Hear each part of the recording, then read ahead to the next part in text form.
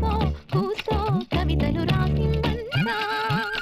తెలుగు భాషలో అక్షరాలు 56 తెలుగు వనితలో ఎన్ని వన్నెలో ఎవరు చెప్పగలరు పాలకు మబ్బులెంత ముఖ్యం తీరకు తీగ